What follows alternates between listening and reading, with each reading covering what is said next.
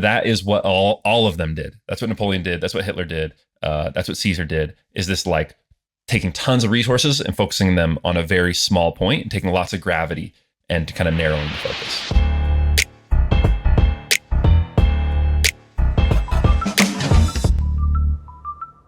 Hey, my First Million fans, this is producer Ben. I'm subbing in this week because Shaan is out with some family stuff. But for One Question Friday today, Sam and I sat down to discuss how to take over the world, some things that I have learned from studying lives of great achievers and conquerors throughout history. And Sam and I just got to talking about history and great people in our own lives and what we've learned from them. So it's a little bit of a more random and less focused One Question Friday, but I think there's some really good stuff in it that I think you'll really enjoy. So I asked you traits of conquerors. And the reason I'm thinking about that is I just finished this like epic book. It's like 1,400 pages long. It's called what is it called? I think it's The Rise and Fall of the Third Reich. Have you heard of that? Yeah. Mm-hmm. It's kind of one of the seminal texts on Hitler and Nazism. Yes. And it's crazy. And I was reading it and I was like, this is nuts. That the reason I read it was I wanted to figure out why would like a country be so complicit with such bad things. And I was like, what on earth was about this Hitler dude that like convinced all these people to do all these bad things? And so I learned, and it was wild. And I started, and basically it all kind of came down to like he was in prison one time because he like tried to like basically was a glorified protester. Like he kind of like it was like storming the Capitol kind of like type of thing. And he was arrested for it. And in prison, he wrote his book called Mein Kampf. And in the book, he wrote like, I've recently discovered that it is my obligation to lead the German people to greatness. And he like dedicated his life to that. And it was wild that there was like a decision to be made. And like, it was almost perfect execution. I mean, it wasn't in the end because he didn't achieve whatever he was trying to achieve, but like he got so freaking far, so past what I ever would have thought. And at the time when Nazis came to power, or right before they came to power, they were the freaks of Germany. Like at the time they were like, they had a lot of homosexuals in the crew, which was like not looked on nicely, at that time. They had like a bunch of artists, a bunch of like oddballs, people who were like had a lot of antisocial behavior. Like they dressed funny. Like people were like, these guys are a joke. No one's gonna take these idiots seriously. And it changed quickly. And so anyway, I thought that was fascinating about conquerors and like these types of people and like how on earth they came to be. And so I wanted to ask you, like, what are some common traits amongst those? Do you feel weird learning lessons from the life of Hitler? No, because I'm not necessarily learning a lesson that I want to emulate. Like, but that said, I do think you can learn good lessons from bad people. Like you definitely can learn a good lesson from a bad person. That there's no doubt about that. Like you can learn, and like, I mean, everyone's bad in someone's eyes, but like I can read about Napoleon and learn about like war and strategy and apply that to like business. So I can always learn good lessons from bad people. But I just wanted to learn, like, why did we do this? Why did so many people go along with this crap? So here's the thing. Here's a lesson I learned from Shaan, Mr. Beast, and Hitler. Okay, there's your headline. Oh my god! But so here's this was so fascinating to me. So we're do this Camp MFM thing, and we're at Cameron Indoor Stadium, and they decide to do a half court shoot off between Shaan and Mr. Beast for $10,000, right? And Shaan turns to the camera. Mr. Beast goes, Shaan, if you make a shot at half court, I'll give you $10,000. And Shaan goes, will you give me 10 grand in Bitcoin? He goes, sure, let's do it. So yeah, I think in the end told him that he'd give him 10 grand actually in pennies. I don't know if he ended up doing that or not, but so they're going to go start shooting at half court, and Shaan turns to the camera and does his cheesiest, like he's joking around, Mr. Beast impression. And he goes, I'm about to shoot from half court with Mr. Beast, and whichever one of us makes it first is going to make $10,000. Right? Totally hamming it up, kind of poking fun at himself, right? The funny thing is, when we post the video, it actually popped off and went viral on TikTok. His little... Really? Yeah. That was one of our videos that is, I think, in the millions of views. If not, it's in the hundreds of thousands of views on Reels and on TikTok. And what it realized in my mind, what clicked in my mind when I saw that is, oh, like it's actually not that hard to figure out what you're supposed to do to be successful in this kind of stuff. Just very few people are willing to commit to the bit fully, right? Like Mr. Beast fully commits to the bit. Like he actually does that every time. He looks at the camera. I'm about to give $100,000 away to these people if they eat a cockroach or whatever he says, right? And he fully commits to it. And Hitler is the same thing. Like you go and you watch those speeches and he's ridiculous, right? He's gesticulating, he's yelling, he's screaming. But he like fully committed to being Hitler, to like representing, German greatness and the Aryan race or whatever. But like, he didn't care. Everyone thought he looked ridiculous outside of Germany, right? Like tons of people mocked and made fun of Hitler. He was very mockable, very easy to make fun of. And you can easily make fun of Mr. Beast and the thing he does. Sorry, Mr. Beast, for comparing you to Hitler. But like that idea of just like throw away your shame and embarrassment, whatever you're trying to do, just fully commit to the bit and you're going to be really successful. I think that's very true. Dude, I want to talk about like other people and what they had in common, but like I was like emotional reading this thing. So basically, Joseph Goebbels, is it Goebbels? Goebbels is how you pronounce it. Goebbels. He was like head of propaganda, and this guy, like, if you Google him, he looks like the most evil person on earth, and he was a horrible guy, and he wrote in a journal throughout this whole process, like he was journaling like crazy, and so his book cited his journal, and they tell the story of basically Hitler has just killed himself. And Joseph Goebbels and his wife have, I think, 5 or 6 kids. And they write in their diary and tell people, they're like, well, we're going to go and kill our kids right now. Then we're going to kill ourselves because us and our children belong to the Fuhrer, to the Third Reich. And if the Third Reich won't exist, we do not deserve to exist either. And I was like, that's just like the worst crime. I mean, I don't know about the worst because they did so many horrible things, but I mean, they just went and killed their children, 6 of them, all below 12 years old. And I was like, this is the power that charisma or whatever it was had over people, that like they went and committed. I mean, obviously we killed, or not we, but they killed 5 or 6 million people. It was horrible. But like that act is even more intimate in some regards. And I remember reading that and I'm like, holy crap, I cannot believe that this person, this evil guy, got all these people to do this crazy shit. That was one of the more emotional periods of that book. Yeah, that's tough. Okay, let's talk a little bit like kind of military strategy and good strategy. Like let's pivot from the darkness a little bit. So common attributes of great conquerors. So one of the things that I think is interesting, have you heard of blitzkrieg?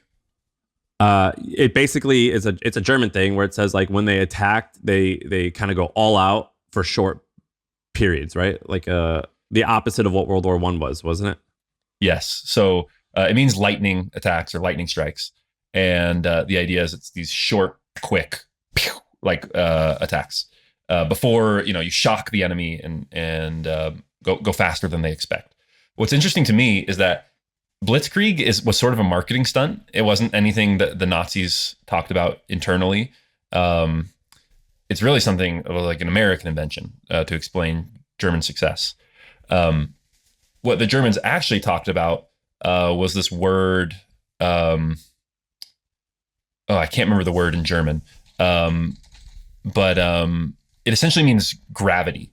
Looking it up, Schwerpunkt.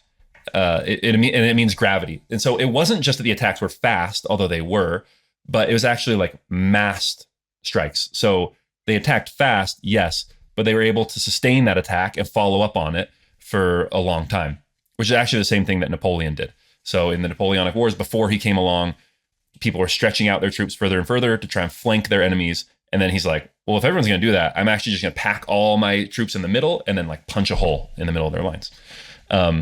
And I think, like, to go back to the Amazon example, like, I think that has big applications in business as well. Well, haven't you heard the phrase blitzscale? There you go. That's Reid Hoffman, right? Yeah. Yeah. It's not just going fast, although fast is important, but it's that, like, focusing tons of resources on a small focal point. So, like, to go back to the Amazon example, it's starting with bookstores, right? It's starting with just books. Like I'm going to take tons of resources and just focus on this tiny place and then follow up on that victory. I'm going to win books first, and then I'm going to follow up on that with other marginal victories. Yeah.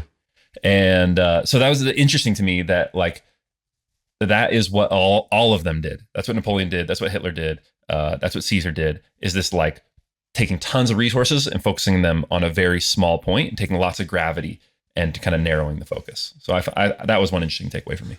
What else did they have that they did a lot of like conquerors, which I don't even know how we would define a conqueror, but there's like the stereotypes of like a Napoleon. I don't know like what would a good American leader example of this would be, but like whoever we describe it as, what else do they have in common? Or even the business people like Edison or something. Yeah, I mean, so for me, the number one, you mentioned Edison, and the one I think of is total obsession, right? With Edison, the big thing that clicked for me was he was inventing so much that he was basically not eating. He's super skinny, super gaunt. He wasn't washing his clothes. He smelled bad. He was barely sleeping. He would like invent and tinker until he fell asleep at his workbench. And then he would like wake up in the morning and like start inventing again. His family was worried about him. And I was like, oh man, like substitute inventing for meth or heroin. And it'd be very clear that this guy was an addict, that he was a junkie. And that's when it clicked for me. Oh, all of these people who are super successful have addictive personalities. It just so happens that they're addicted to something that is considered positive. Was he born that way, you think? Or a lot of people, are they born this way?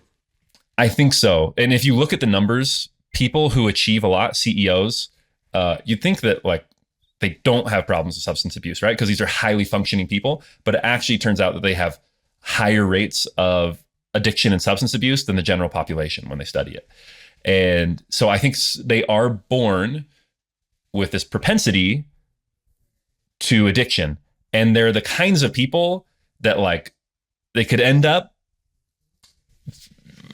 conquering a vast European empire, or they get hooked on laudanum when they're like a teenager and end up a junkie on the streets, right? Like they're going to end up addicted to something. Let's just hope it's something positive. Dude, have you ever heard of this book called The First Rate Madness, I think it's called?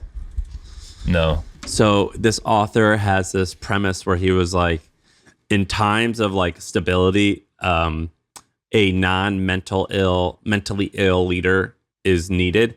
But in times of turmoil, which includes like the American Civil War, or includes like someone who's like trying to dominate and conquer, or it includes like MLK, trying to like during the civil rights movement, is like a mentally ill leader during those periods is actually ideal, and they tend to be better. And the author explains like, well, first let's define mentally ill, and it's like a propensity to like be addicted to drugs and alcohol, or like huge bouts of depression, or in Lincoln's case, he actually tried to kill himself like 2 or 3 times before he became president. Or Churchill was like, I've thought about killing myself a ton, but I'm just too big of a sissy in order to do it. But like and he was an alcoholic. And so like they basically just talk about how the great leaders during troubled periods, majority of them have mental illness. Yeah. And this is something, again, to go back to Mr. Beast, that I actually don't know if I'll just say this and we'll see if I should cut it or not. But I was talking with him and he was like, yeah, I can't really gamble because I'm kind of a gambling addict. And he talked about like, I don't know what to say the name of the game, a highly addicting crypto gambling site that he would be wagering like tens of thousands of dollars on. And, yeah, man. I that's no secret though. Like people who get there, they are, and that's what I realized wild. Is that for him, YouTube is another form of gambling, right? Because like you put out the video and who knows how it's going to do. And then you get that dopamine hit of like, oh, this got 50 million views. Like it's very similar, that variability, the way that the algorithm can pick it up, make anything go viral. It's just his gambling addiction put into something positive, right? And so I think that's very much exactly what you're saying, that for a lot of these people, in normal circumstances, they can't just chill and be happy and be normal. They have to be like running at such a high level. They have to be running at a 10 at all times. And that's good in extreme circumstances, but not in normal circumstances. I don't even want to talk about Mr. Beast that much because we've like kind of like done that plenty. But I remember at like 11 p.m. at night, someone mentioned basketball and how excited he was to play basketball. And Jimmy, he goes, well, let's just go right now. And we were like, what? Dude, it's like 11 o'clock. No one, he goes, yeah, let's figure it out. And as he said that, his assistants were calling high school gyms, trying to wake up like the principals and being like, hey, I'll give you $5,000 if we can come play basketball right now. And I was like, what? No, dude, I don't want to do that. It sounds like hell. But he was serious. He wanted to go do it. Yeah. It was weird. It was crazy. Who have you met besides him that you'd put in that category of these like obsessed, like almost conqueror types, whatever we're calling this personality type? Who have you met that kind of has that gene other than him? I think you kind of have a screw loose in that way. Like, look at the way you approach fitness. Like, you have trouble dipping your toes into things. Yeah, that's for sure. And you've talked about you have an addictive personality as well. And, I do. But yeah, I think I definitely am crazy. I think though that I don't have the drive. Like I am a little bit more self-aware where I'm like, no, I don't want to do that. That sounds too hard. But yeah, I'm definitely crazy in that obsession regard. Yeah. Our software is the worst. Have you heard of HubSpot? See, most CRMs are a cobbled together mess, but HubSpot is easy to adopt and actually looks gorgeous. I think I love our new CRM. Our software is the best. HubSpot. Grow better. I'll give you one. Yeah, give me one. Do you know who Tucker Max is? Yeah. So Tucker Max is this author. He's my friend. I haven't talked to him in a while, but I used to be buddies with him. And he's an author. He wrote I Hope They Serve Beer in Hell. Now he has a company. And lately he's taking kind of like a fairly right turn, or I don't know what you wanted to call it, where he like writes these articles predicting that the world's going to end. And I don't agree with anything that he says about that type of thing. I mean, I agree that like, okay, cool, prepare and be like self-sufficient, but I don't think the world's going to end. And I disagree with so many of his point of views. But whenever I hang out with him and I hear him talk, in my head, I'm like, I think you are wrong. I think you're wrong. I think you're wrong. And yet I find myself buying, like fighting myself from buying into what you are saying, even though logically I'm like, no, I don't believe that that's true for these following reasons. But when I get around him, I'm like, dude, you like are so confident. You are such a good storyteller. You have such strong energy driving you into one direction. It's sucking me in. And so I would find myself having to like pinch myself to like, dude, you got to snap out of it. And Tucker Max has that hardcore. And if you read his writing, it comes through in his writing. You'll read something and you'll say, oh, this guy's totally right. And then I've got to go and like read something that's the opposite. Be like, oh, well, there are counterpoints. Yeah. So I just thought of one that's a little like, I guess off the wall. His name's Dallin H. Oaks. He was on Circuit Court of Appeal. He was one of the highest judges in the United States, was on the short list to be on the Supreme Court for Reagan, but then didn't become a Supreme Court justice, ended up becoming an apostle for the Church of Jesus Christ of Latter-day Saints, is now the number 2 person in the church, is set to take over the church probably in a few years.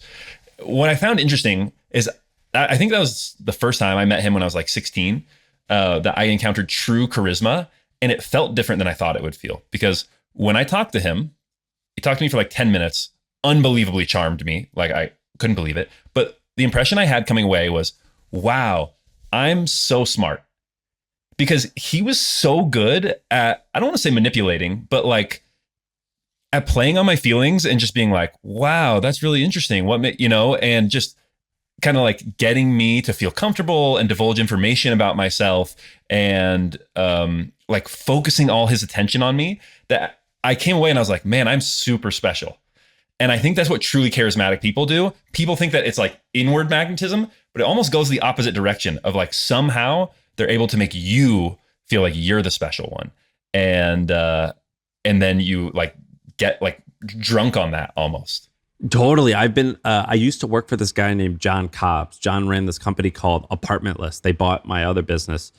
And I don't know how big they are now. Maybe it's like 100. They've raised maybe $100 or $200 million in funding, and like they're probably going to go public, or I imagine that's what they have to do. And this guy, I was only 22 when I worked there, and he would give these talks at the office, and I'm like, oh my gosh, I believe that I am. And we weren't even doing anything interesting. It was just like a Zillow competitor, which was like not exactly the most sexy thing. We're not saving the earth. We're not going to the moon. Like there's nothing like, it's just a cool money making scheme and a slightly better way to maybe find an apartment in some cities. And I remember like hearing him talk, and I'm like, we are democratizing housing, and like we are like, I am so on board with this. We are making people's lives so much better, and like we owe it to the world to do this. And he has just shown me that it is possible. And you begin to think that rules don't apply to you, and you say it's us versus everyone, which is a common tactic in a cult. And you should always do this in a good company, which is you have you and then you have the enemy, and everyone's out to on the enemy's side, and it's us versus them.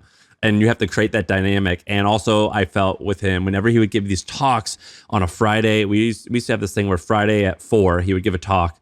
And I remember thinking like rules don't apply to us. Like, and I've heard stories about Travis Kalanick at Uber. And I remember the people, it was like the same thing. They were like breaking laws, and they're like, it wasn't these laws, we shouldn't be breaking them. It was these laws shouldn't exist and they are wrong, and we need to prove to them that they are wrong. You know what I mean? And I remember hearing that, and you just get intoxicated with it. Yeah. You know who's pretty good at this? I found from Camp MFM is Suli, your friend Suli. You think so? Yeah. Just like when I was talking to him, I think he kind of brain raped me a little bit. Like why? At the end, I don't know. At the end, he just was like so interested in me. And then I was just like, did I just tell Suli like everything about my life and like everything? He does that. Yeah. And he won't tell you a thing about his. No, yeah. I was like, how is it that like you're the multimillionaire? Like you have this successful business that you sold, like you've done all this impressive stuff. And like, we just spent 20 minutes talking about me, and like, you know everything about me, and I don't know anything about you at the end of this. How did this happen? He's so good at it. I don't know. It's yeah, like he's good at it. So is Ben Levy, Shawn's partner. Shaan, he's really good at that, man.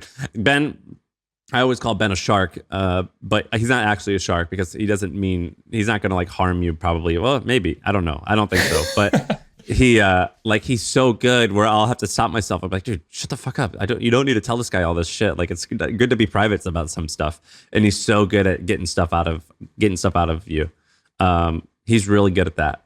Yeah. So yeah, those people, they are good at that. They, another guy is, who I found myself getting like intoxicated with. There's a couple people. Sam Bankman-Fried, you know, the guy from what's his the Bitcoin guy.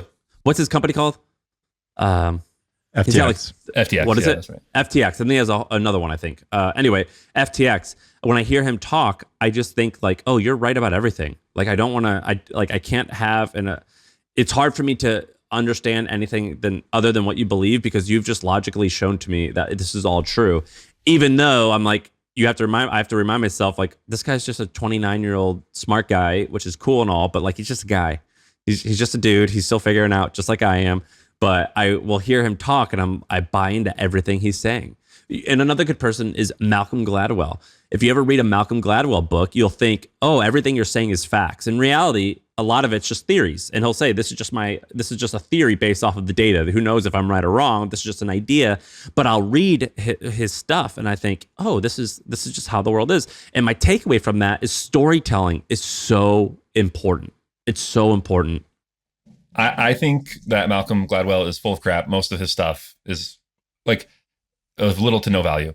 Anyone who asks me how to do storytelling, I'm like, just go listen to Malcolm Gladwell's podcast and analyze every single sentence. Like, it doesn't matter what you think of what he has to say. I think he's this generation's most gifted storyteller, and it's like not close. Dude, he's so good. He's so good. He's unbelievable. He's unbelievable. He gets you intoxicated is what he does. You feel like this intoxication, and you feel like, of course, this is the answer. What you are saying is true. And I have to purposely go and seek out like other opinions to be like, oh, well, I got to remind myself this isn't necessarily true. It might be, but maybe not. Ogilvy has this good quote, David Ogilvy, like a very famous copywriter and advertiser. that the job of the first sentence is to get you to read the second sentence, and the job of the second sentence is to get you to read the third sentence. And if you read Gladwell with that lens, that framework in mind, he's such a master. Like the first sentence of every podcast is independently extremely engaging and interesting. And it gets you to listen to the second sentence, which is itself extremely engaging. And like every single sentence is a masterpiece that gets you to go into the next sentence. Everyone should read it. Everyone should read and listen to as much Gladwell as they can. What's the name of his pod? I forget. It's called something history. Revisionist history. Yeah, it's good, man. And he does a really good job of voice inflections. It doesn't sound like my voice is fairly aggressive. His voice is like soft and welcoming and like warming. And so his inflections aren't like when Shaan and I talk and then we like get down low and then we come right back up. It's way more subtle. Yeah. But in everything he says is like a kind of a whisper. But he like knows how to use empty space and silence, and then he knows how to come back in and lead you down and get you to come a little bit more, and then he'll break it to you. You know what I mean? Like he does these things, and I'm tripping. It's called the slippery slope. That's what I call it. Same, and the slippery slope is my name for that copywriting concept of the first sentence is to get you to read the second, which is to get you to read the third. That's the slippery slope. I want to pull you down that slope because the further I pull you along, the more bought in you get. And if you read like a Tony Robbins book, he'll say like, I'm about to tell you about one thing that's going to change your life. And he'll spend the rest of that chapter saying, we're about to get to it. We're getting to it soon. But before we do, I need to tell you why it's important. And then like there's a reveal at the end. And oftentimes that reveal is a little bit anticlimactic, but you're so deep down this slippery slope that you're bought in. And so that's what Malcolm Gladwell does wonderfully. He gets me to go down this slope and he pulls me down. And a lot of the great dictators and CEOs and these like leaders, both good and bad, they were awesome at being orators, which is something we don't really talk about anymore. But like Obama was like that, where I was like, I heard Obama talk and I'm like, dude, whatever you say, yes, I like this. It's seductive almost. It like really it's seductive. It's seductive, which the root of all this is learning how to write well and how to storytell, and then if possible, how to speak it. Can I talk about one more attribute that actually you and Shaan have done a good job with recently on getting me about is this idea of like bias to action. So for me, my favorite story about this is Napoleon comes into command of the French army in Italy, and it's just been sitting there for months. And the reason is they don't have enough guns, they don't have enough ammunition, they don't have enough shoes, they don't have enough clothes. They're like horribly undersupplied. The morale is low. And so the general before Napoleon is like, they're fighting the Austrians. We cannot go give battle to the Austrians like this. We're in a horrible state. And Napoleon comes in and he's like, okay, so today I'm going to take account of everything that's happening in this army. You're going to give me an accounting of exactly how many shoes we have, the status of everything. And tomorrow we're going to march to go fight the Austrians. And they're like, this is a horrible idea. Like, you should not do this. This army is in no shape to fight. And he's basically like, yeah, Isaac Newton, an object at rest stays at rest, an object in motion stays in motion. And so like, I don't care. We're going to go attack. And so they go out, they attack, they score a cheap, easy victory. And then they're just rolling, right? And then they roll through Italy and kick the crap out of the Austrians in like a matter of weeks. And so I've been talking to you and Shaan about doing better with how to take over the world and getting bigger. And I'm just like, oh, man, I have all these problems. I need more researchers. I need more writers because I have to do all this research. And both of you were just kind of like, bullshit. Like, no, you don't. Just put stuff out. Like, just put out more episodes. What's wrong with you? Just put out more episodes. And so that's something I've been focusing on is like, it's so easy to focus on all the inputs, on like getting everything ready, on planning, on preparing, and this bias to action of like, no. Every single day, you need to be taking steps that have measurable outcomes that advance your goals forward. You need to be doing, and you need to have a bias towards doing those things rather than planning and preparing. Dude, and a good example of that is like only 6 months ago or something. So we were fairly popular. Shaan, for some reason, because he's always a little disorganized, his microphone wasn't working. And he's like, fuck it, I'm just going to use my AirPods. And we're like, all right, fine. And he puts his AirPods in and only one of them worked. And the other one didn't even work. It was, for some reason, it was out of battery. He goes, We were just like, screw it. We're going to record this, Shaan, with just your webcam and your one AirPod. So that AirPod is going to be your microphone and your, like, how you could hear me talk. He's like, yeah, let's do it. Versus waiting 20 minutes for it to get charged. We're like, no, we can't wait. We have to do it right now. We have to go. And I think that is the way to go. I think that the world wants you to be vanilla. The world wants to make everyone vanilla, and they want you to be safe. And that means planning. And so many people write on their goals for the day. I bet you there's a lot of people listening. They have one task today, which says plan workout or plan, like business, like how I'm going to launch this business, like plan something. It's like, that's their to do. And that's really just kind of a self-masturbation. Like it's a bullshit way to make you think that you actually are doing something, when instead you should just start and figure it out along the way, because virtually everything, not everything, but almost everything related to a project is reversible. And so you should always start. And so you should always just make it happen and always have a bias to action, because it also is intoxicating. Right. Dude, have you ever sold anything on the internet? No. So like people talk to me about like, how do I do this? How do I do that? I'm like, dude, just whatever you do, build it so you can get it live tomorrow. And so then you can get just $1 in revenue in the first 5 days. Because the second your phone goes ka-ching, because like I have this thing on Shopify that goes ka-ching every sale I get. The first time you hear that, you're like, oh, I need to feel that again. Let's go. Like it gets you amped up when you hear that. And so that's why whenever people talk to me, they're like, which platform should I use for my new blog? I'm like, it doesn't matter. Just go to Substack right now and make your blog post live tomorrow. And then the second you see traffic on the analytics, you're like, oh, I like that. That tastes good. I like how that feels. I got to do it again. I need more. I need to take another bite. And that's why whenever people talk about anything they want to do, I'm like, if you're a noob, launch right away, immediately. If you're like, I have this guy named Brett Adcock who sold a company for $2 or $3 billion. And his next company, it's like a robot business. And he's investing $200 million in like 5 years of research. I'm like, all right, that's cool. You're a proven hit maker. Like, take your time and like perfect this thing. But if you're like a rookie, you got to jump right in and get that taste of dopamine immediately. Otherwise, it will never happen, or it just fades and you just aren't interested anymore. So it's interesting. What you're saying reminds me a little bit of like the difference between the Greeks and the Romans. So the Greeks, like masters of the Mediterranean. Then the Romans come along. The old Greeks and Roman. Yeah, okay. Hear me out though. Because here's the thing. The Greeks were like much better academics than the Romans. They knew geometry, they knew algebra, they knew like philosophy, right? And the Romans were basically dumb jocks. Okay. They didn't know any of this stuff. And it turns out that Roman construction and bridges were actually much better than Greek ones. Why is it? Because the Greeks would sit down and try and figure out the geometry of the best way to build a bridge.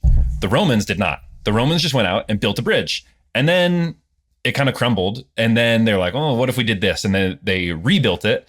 And then that didn't work out so well. And then over the generations, they just went out and did stuff until eventually they had like the perfect way to build a bridge that would stand forever. Did they ever know the math behind it? They literally never did. They just went and tried stuff until they found the thing that worked best. And that was what let them take over the world. And so that just like backs up what you're saying of like, you actually don't need to know why this stuff is working. You don't need to know the math behind it. You don't need to do the research. You just literally need to try stuff until you find out what works. Well, John, what? I was going to say, I think, two things I just heard was one, and this is all kind of wrapping this back up to how this applies to like podcasting. I heard bias towards action, which is just like go, go, go. And I also heard like be very methodical with how you tell stories, like Malcolm Gladwell-esque. So like, let's just say you're starting a podcast today, 0 to 25,000 downloads, bias towards action. 25 to 100,000, let's just say you're really dialing in the storytelling component of it. And then, but it sounds like you're flipping back to, okay, just bias towards action, go, go, go. So like, I don't know, I think it could be helpful to go from like, at this stage, you want to focus on just making shit happen versus being more methodical with how to actually level the podcast up, that kind of stuff. Can I use an example? Like Danny Miranda, you were on his podcast a few days ago, Sam, and I don't think he's figured out his niche very well.